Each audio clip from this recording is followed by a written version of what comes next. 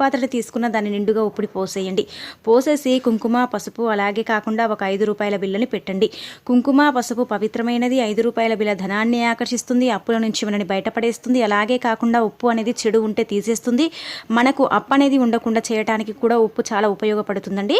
కాబట్టి ఇలా చేసేసి మీరు ఏంటంటే కనుక ఆ పాత్ర అంటే మట్టి పాత్ర కానీ గాజు బౌల్ కానీ ఏదైనా పర్వాలేదు, మీరు ఏది తీసుకున్నా ఇలా నిండుగా ఉప్పుని పోసేసి కుంకుమ పసుపుని పోసేసి 5 రూపాయల బిల్లని పెట్టేసి చక్కగా సంకల్పం చెప్పుకోండి. ఇష్టదైవంతో లేదంటే కులదైవం ఉంటారు కదా, అలాంటి వాళ్ళకైనా సరే, మన ఇష్టదైవం కానీ కులదేవత కానీ మన ఇంటి దేవత ఎవరైనా పర్వాలేదు, సంకల్పం చెప్పుకోండి. అమ్మ, అవసరం కోసం ఈ పరిహారం చేస్తున్నాము, మాకు ఈ అప్పు అనేది తీరిపోయేలాగా చూడు తల్లి, మాకు చల్లని చూపు నీపై ఉండేలాగా చెయ్యి, మా అప్పు అనేది ఉండకుండా చూడు అనేసి మనం చక్కగా ఏంటంటే సంకల్పం చెప్పేసుకొని ఆ ఉప్పు పాత్రని వంటగదిలో కానీ లేదంటే పూజ గదిలో కానీ పెట్టుకోవాలి. ఈ 2 చోట్ల మాత్రమే పెట్టాలండి.